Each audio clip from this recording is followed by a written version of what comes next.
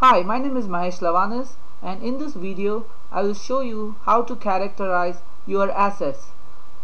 You will see a video of me whenever I have to make a key point, so please keep that in mind and let's get started.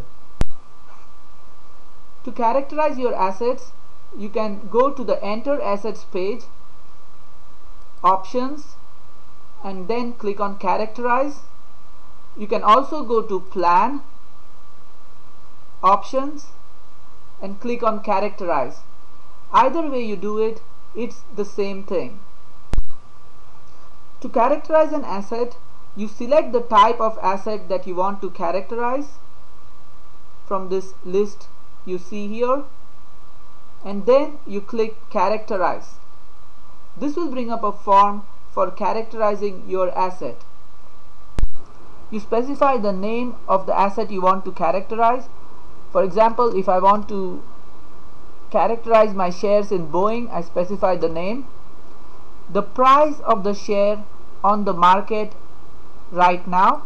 So if the price of a share of Boeing on the market is $100, I specify the price, the year in which I am characterizing the asset, so this would be the current year, and finally the growth which I expect on this share. So if I expect the share in Boeing to rise by 5% every year, I specify that as my growth. Now, it is not easy to predict the growth of an asset. However, you have to come up with your best possible guess. Make sure it is very conservative without being unrealistic. So you will need to do some research to come up with an average value that you expect on the growth of your asset, and this should be your best educated guess. Once you do that, you can click on Create and you will see your characterized asset listed in this table with the numbers that you specified. Let us now do one more characterization, and this is for the money market type of asset. So I select money market and I click Characterize. Here you will see that it's a shorter form, so I gave the name of my money market account. For example, if I had an account in Los Angeles Bank, and then I have to specify what interest rate I'm getting on this money market.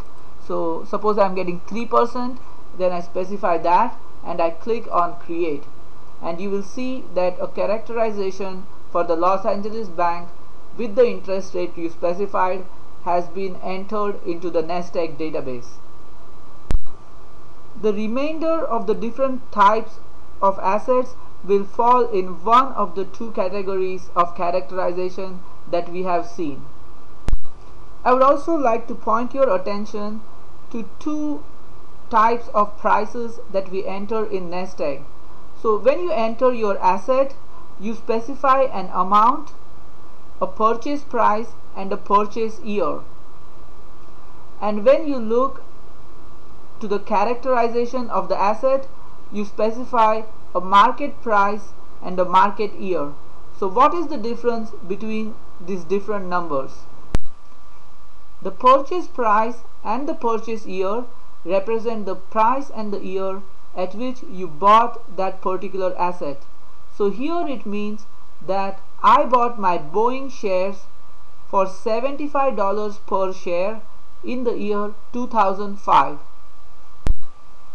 The market price and the market year represent the current value of the share on the market. So this information tells us that in the current year of 2010, the price of one share of Boeing on the market is $100. The amount represents the total value of shares that I own and their value in terms of the current year. So this means that in the year 2010, the total value of my shares in Boeing is $1,000. Since the market price in 2010 is $100, we can see that I own 10 shares of Boeing. Let us look at one more example of a real estate asset, in this case my Sacramento condo. So the purchase price and the purchase year tell me that I bought this condo for $125,000 in the year 2007. If I look at the characterization, I see that the condo is valued at $150,000 in the year 2010. And since I am entering my assets for 2010, I see that I have entered the amount of $150,000 because that is the value of the house in the year 2010. Let us look at one more example, which is a money market type of asset. So I have some money in the money market for Los Angeles Bank, and I specify how much money I have in the year 2010. This is the year in which I am characterizing this asset.